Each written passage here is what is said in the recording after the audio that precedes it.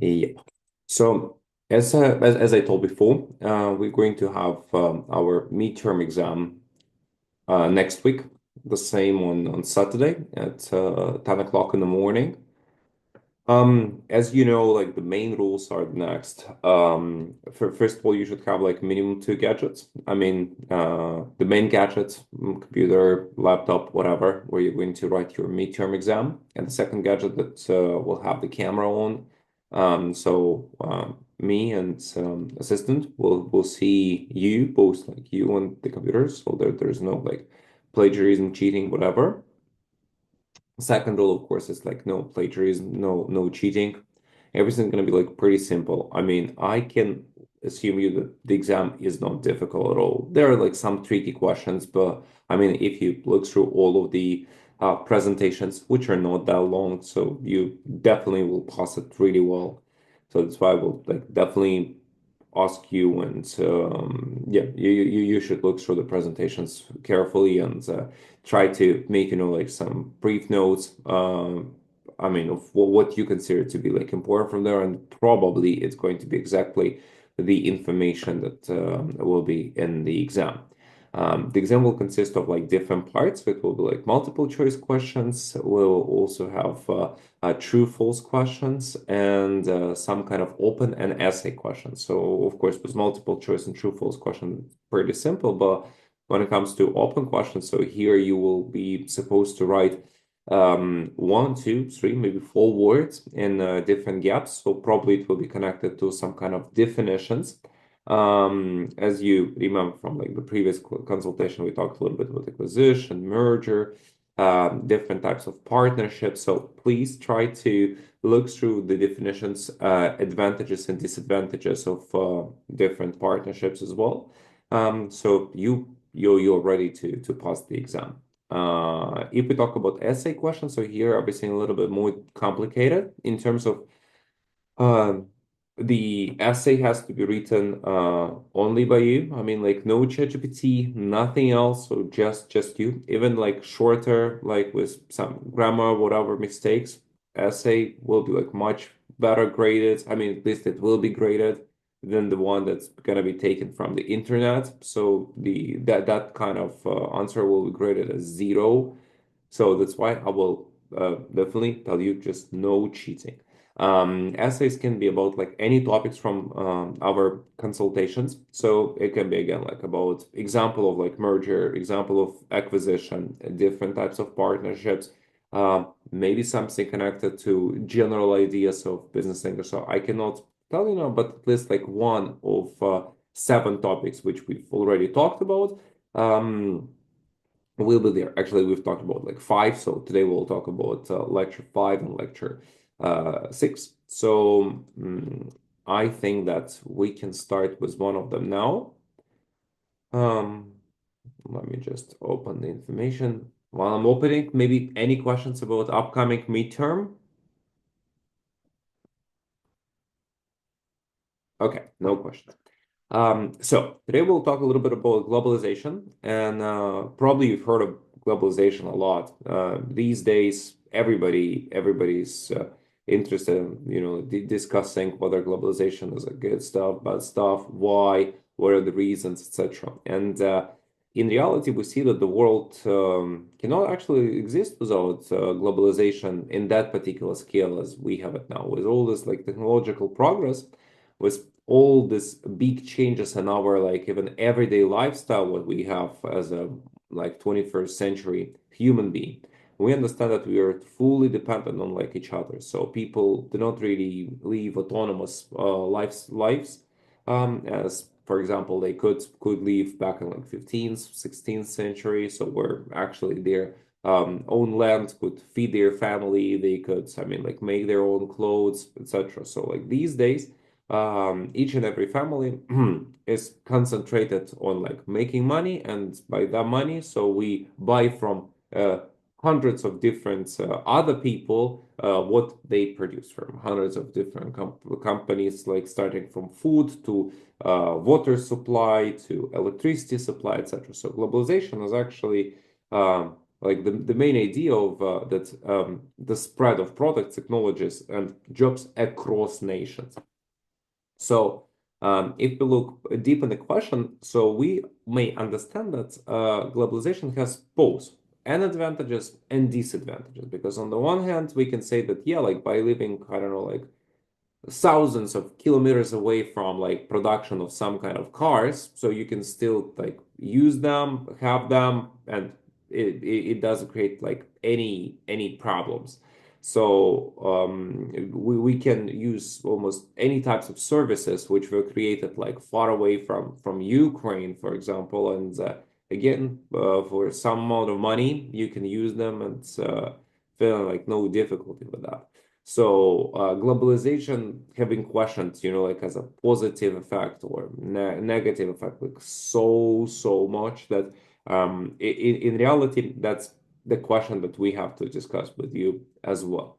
And if we start with the idea that the globalization is good or bad, so we understand that we should look at the lives people got now and how much they can differ if something goes wrong.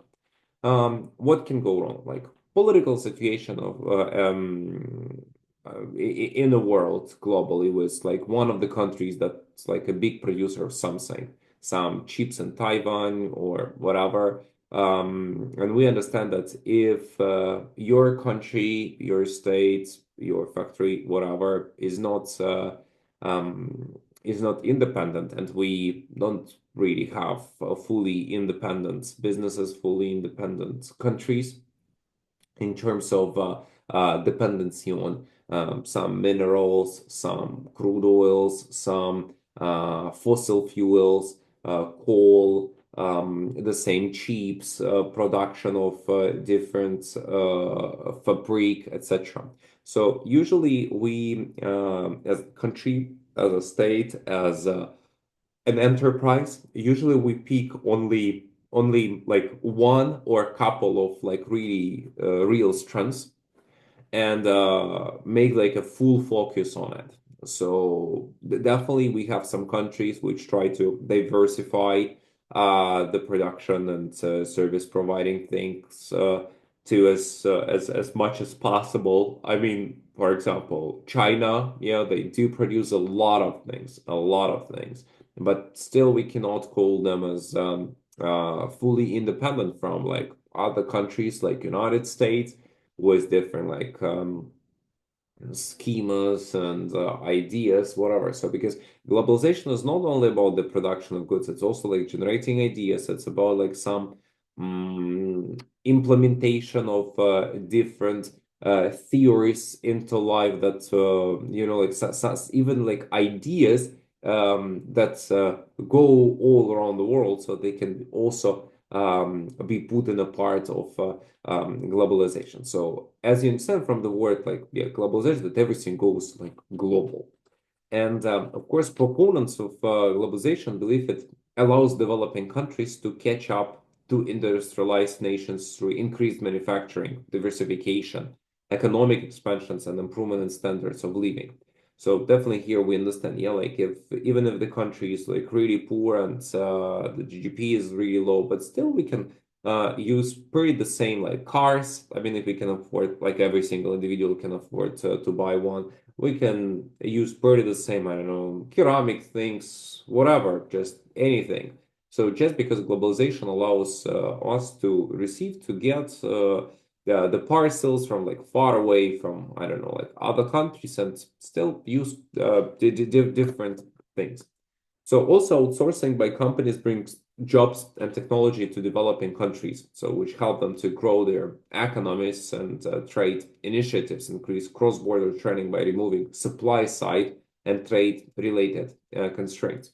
So by that, we mean that in case of uh, international trade, international agreements, most of the companies may allow themselves, for example, not to invest a lot of money in production of like one single part of, I don't know, like the thing they want to produce, but they can just easily import that particular one that's missing from the same China and for much lower price without such big investments. So in here, as you can see, like we have double-sided things. So what I mean by that is that's both political situation and the business situation matter. So of course, like if we had no, for example, no penalties, no fees, I mean like no political blocks to import or export like some kind of products, some kind of goods in a bigger, smaller value, so quantities. So we are kind of like limited not only by the financial state of like every single enterprise, but we are also limited by government's laws.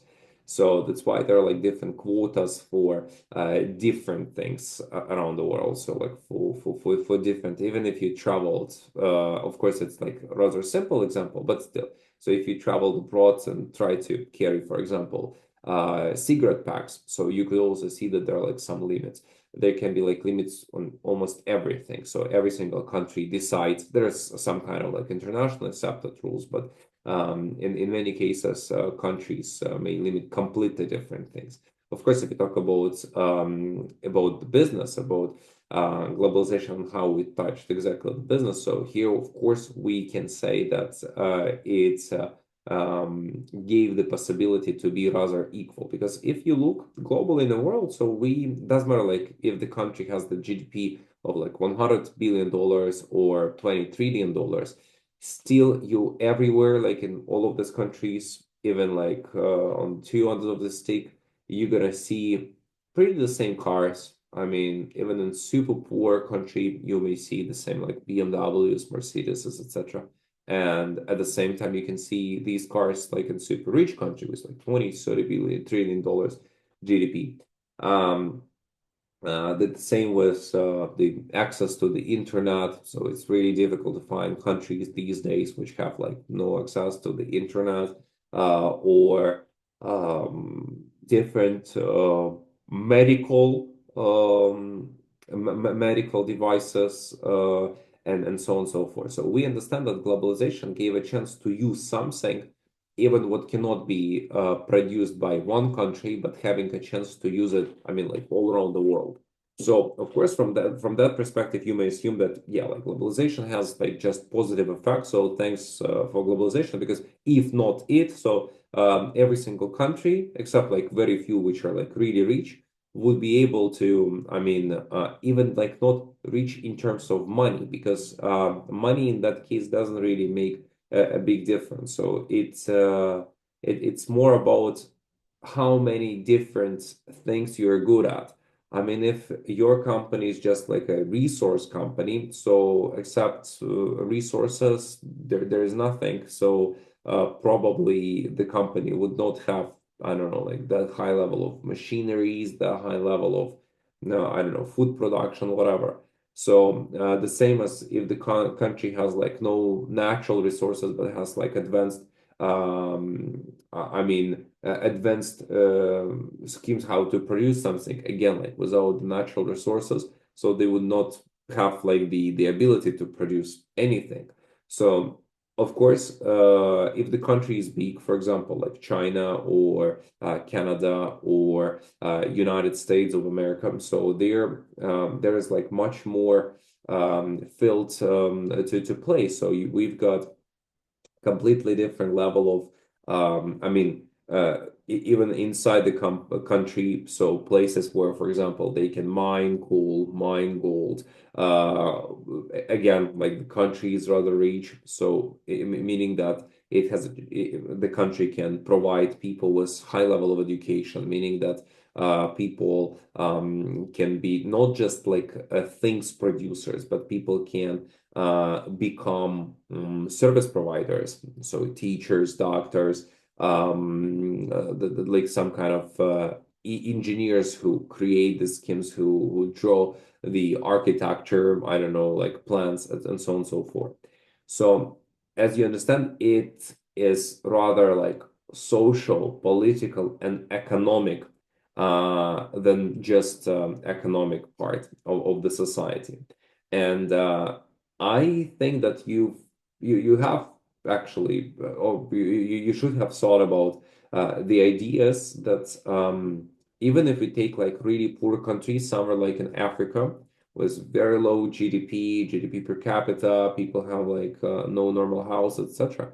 But still, so there are like some rich guys, there are some people who drive the same like Mercedeses, people who use advanced technologies, so people who've got all, I mean, like normal things like, I don't know, microwave ovens, whatever. And here we understand that it's just the idea of globalization. So, for example, people like in the country who control resources, and they know that they can sell these resources to some countries which are really advanced in technology, but they don't have resources. So you can have such kind of a barter. Of course, like a barter system doesn't work anymore, but still, if you think globally, one country A that has advanced technology but has no resources, and country B that has no technologies but a lot of resources. So by selling to one another this or that particular good, yeah, doesn't matter like whether it's a resource or it's a technology or it's already a made product. So we understand that in the end, so people both from both sides will be using like the same things. Just a simple example. One country A has the technology how to make, I don't know, that doesn't matter what, a car. And country B has the natural resources in shape of like iron, metal, whatever. And one country A, is planning to sell the already made cars to country B and others. Country B is selling the natural resources like iron, etc., to country A. So in the end, it's more like a collaboration, but like in a financial world. And here, as I said, so we can discuss advantages a lot, but what's more interesting, so it's about disadvantages. Maybe you can name any disadvantages of globalization? Just any ideas? Could it be pollution caused by transportation of different like products across the world, like Uh, containerization and Yeah, it is actually, especially if you talk about natural material. I mean, like different natural resources, especially like crude oils and everything. So probably you've heard millions of stories where like different tankers, yeah, like this huge ships which yes. make the logistic, yeah. So because of tsunamis, because of like huge waves, so they just I mean collapse somewhere like in the middle of ocean or sea, and it's like total catastrophe that lots of fish die, birds die. So yeah, it's kind of the one. It's kind of the one, and for both, like for transportation, and the pollution caused by transportation of anything, and exactly transportation of natural materials, natural resources, because usually all these places where we mine things, so they're kind of like remote. And yeah, for proper transportation, for example, even this gas pipes. So probably you've seen the map of the gas pipes, and most of them are located on the very bottom of sea of the ocean. And we understand that even a single mistake, yeah, like some little hole caused by anything, mistake of a human being who was, I don't know, working in one particular meter of this long kilometer line, like the pipe, so it can create like total catastrophe. Of course, then they gonna like solve everything. They've got this like solder, so they're gonna solder the holes and everything will be fine. But how many the same like fish may die? How many, I don't know, like shells with some mussels, whatever, can potentially die? Yeah, yeah, absolutely, absolutely. We can include it in a globalization disadvantage that by transporting every single day just billions of tons of completely different goods, we do harm the environment. That's for sure. Um, Also, we can say that there is kind of a speculation in the globalization, like in terms of politics, because if one country knows that it's like a dominant player in like any of the industries, so it can start thinking of some like political control over like other countries, and it's again a rather like risky thing. Because if you understand that whole world, or at least I don't know, like some countries around the world are fully dependent on your resources, production of chips, whatever, you have a temptation, especially with some kind of a leader of the country. So you may have a temptation that's the person will start increasing taxes or fees for transporting this or that thing. So knowing that without you, I mean, like lots of businesses all around the world may stop and will not produce like anything. So and we understand that we have a lot of countries which are like unique in terms of their in terms of their position like on the map, and we can just I mean Google and find like hundreds of things which can be found only like in one or very few countries, but which are like extremely needed by whole world as I said before. So we try, or we at least, yeah, like we try to live in pretty the same quality life from country to country. I mean, doesn't matter like if we live like in Ukraine, in Norway, or in Egypt. So all of us, I mean, people from all of those countries want to eat mangoes. But do we grow mangoes in Ukraine? No. Do we grow mangoes in Norway? No. But all of us want to eat mangoes all around the world. The same thing happens like almost with any types of like fruits, vegetables, etc. So can we grow, I don't know, like strawberries in Ukraine in winter? I suppose no. But do we have like strawberries and other berries like in winter season in Siripo? Yes, we do. And here, what is like one of the first reasons why we are like that dependent? Because we understand that consumers, they are already tempt to buy whatever they want any season, even knowing that it's, I mean, like produced somewhere else. And by that, we give kind of an idea to the country, what we use as a like an import base. We give them the idea that we are they're like kind of like a loyal client that's going to be ordered by things from them. And of course, it's like probably the simplest example that I could have given you connected to strawberries, mangoes, etc. But imagine if there are some really, because you can say, yeah, okay, like, but we can live, I don't know, like one winter without mangoes, I mean, in Ukraine, or like one winter without strawberries, doesn't matter. But imagine if the resource, the good, the thing is just vital for the country. Country is in a war. Yeah, like country needs weaponry, and if the country doesn't produce weaponry at all or produces like very limited number of it, so it's crucial for the country. Or if the country, I don't know, doesn't make like any oil, I mean like petrol, gas, but we know that in the country, I know like 10 million cars, just an example. So definitely it's going to be like a global crisis for the country, like not to have the oil transferred, etc. So just because we are trying to live like more or less the same lives, like level of lives using more or less the same services and goods, have the same goods all around the world, doesn't matter like what our like strong or weak places. So like we want to keep like the same like high level of society all around the world.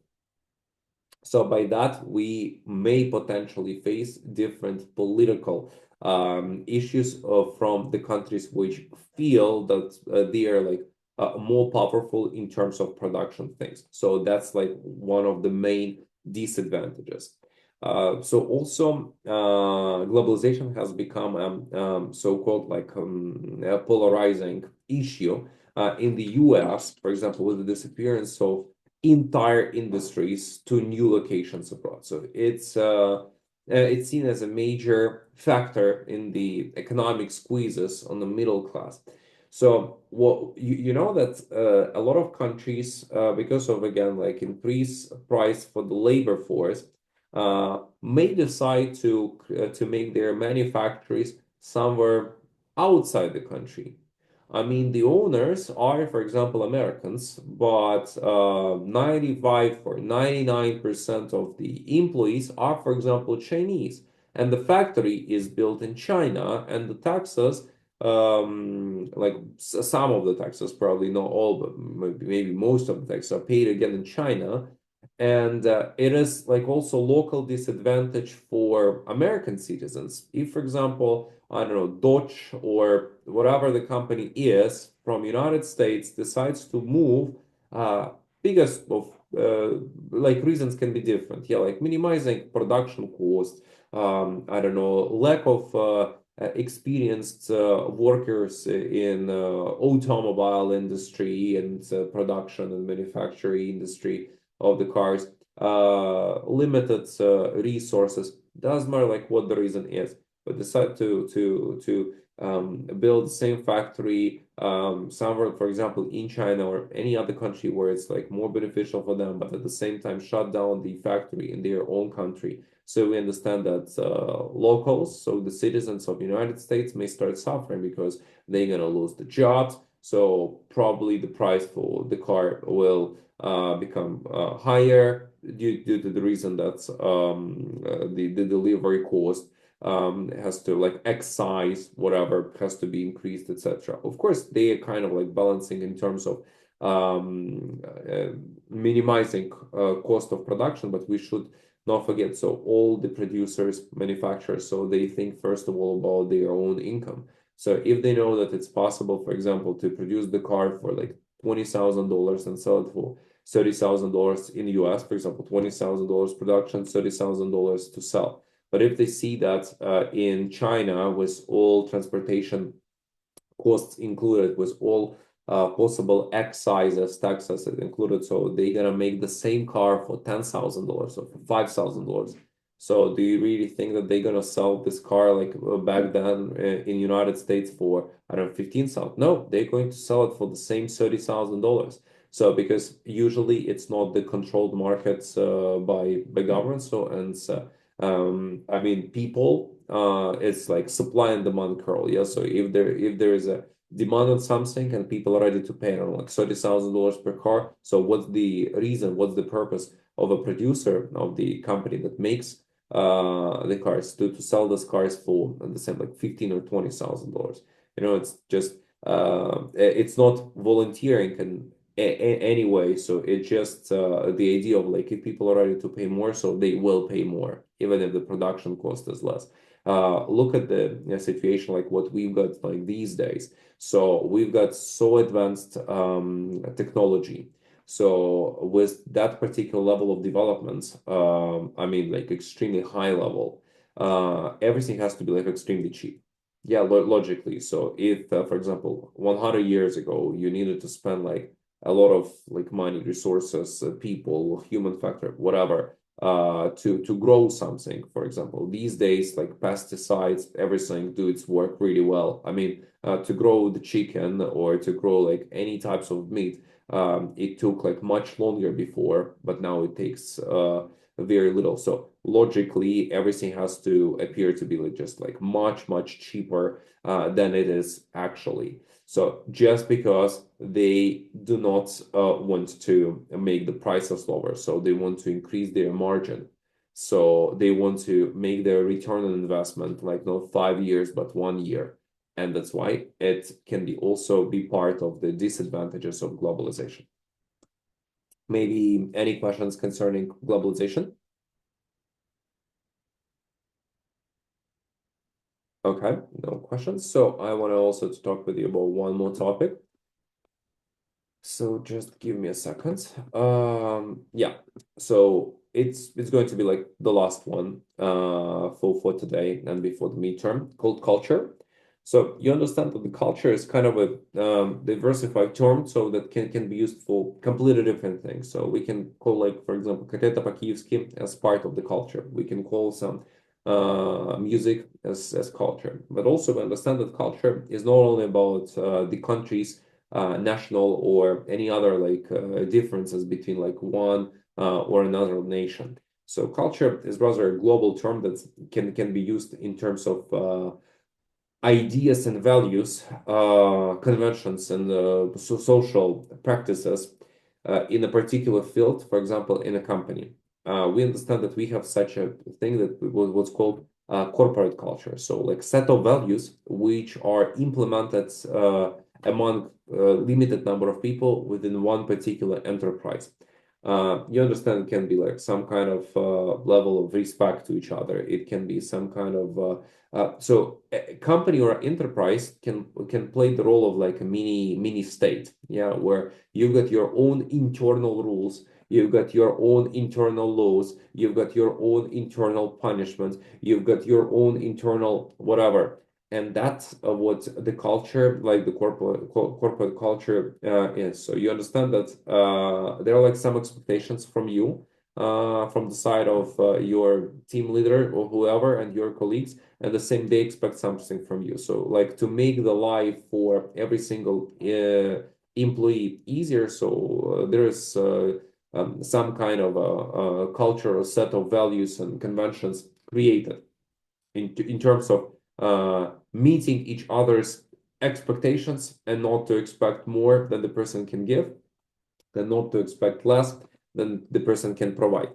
So definitely you can understand that it's also like side of respect. Yeah, every single corporate culture should include what kind of communication is implemented there. So you understand that some companies have in their culture like even dress code well described and written, what types of clothes should people wear, like what colors, etc. So, and it's all small but still important part of culture in the company. We understand that even the values towards um, towards holidays, towards teams building, whatever. So it's also like part of the culture. So how many working days or how many like hours of rest people have, it's also can be included in the culture of company. How very simple. So if the company considers that their employees have to rest minimum, I don't know, like 5 hours a day with their families, so we understand that they should start the working day a little bit later. So to make people have, I don't know, like minimum 1 or 2 hours being with the family members, and the same like in the evening, like 2, 3 hours in the evening. So the working day should be, for example, from 10 to 5. Yeah, from 10 to 5. So meaning that the company in the company's culture, so they value the employees' time at home with their relatives, with their families, etc. I want you to think like what kind of corporate culture have you seen, have you heard of? Maybe you had a chance to be an intern or to work somewhere and you could actually feel some kind of corporate culture in any company. So maybe you've just heard of any.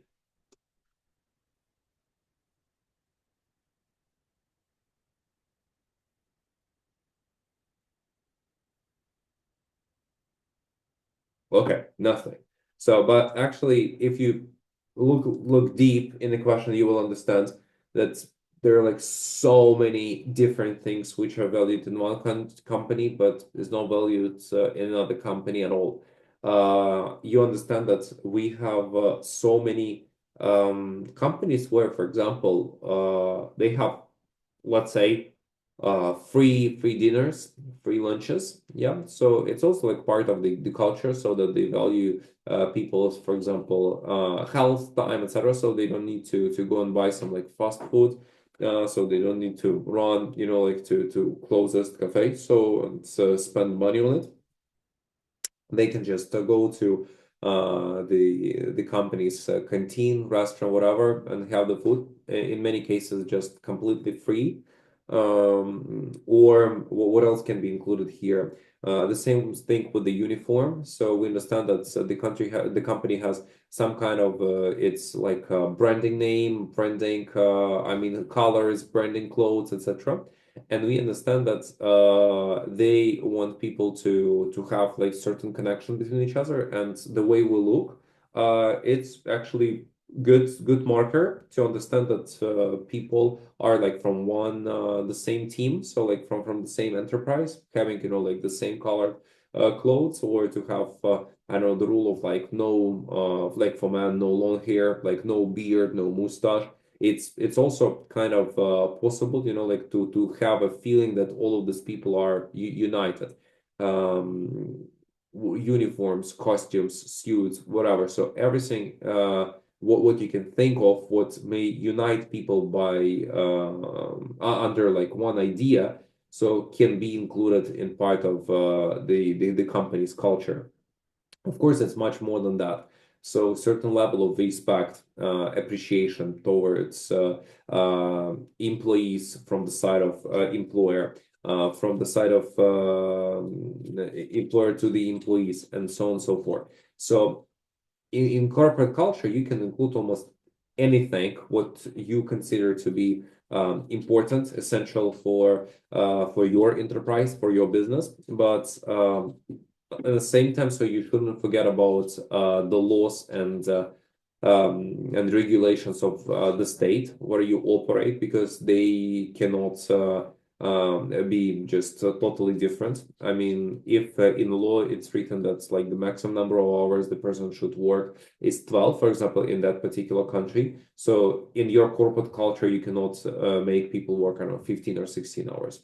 So it should be like due to the law, according to the law, but with some details and ideas. So I think that's actually from that side, that's it. Maybe you have any questions?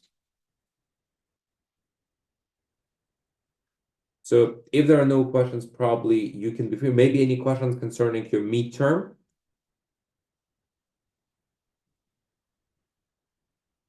Okay, no questions about the midterm. So let me just write down like who attended the consultation. Actually, girl, thank you very much, because you're gonna have a chance to make some points, extra points.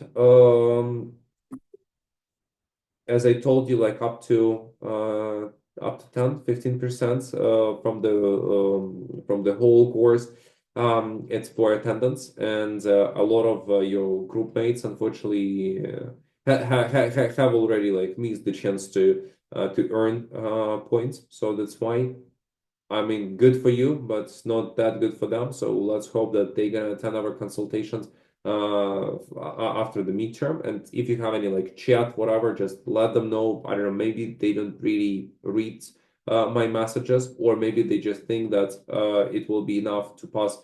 I mean, some assignments and midterm and final exam, but I'm not sure. I'm not sure, because it's a really big percent for attendance. So that's why just do your best to attend all consultations. So thank you very much for joining. Wish you an amazing weekend.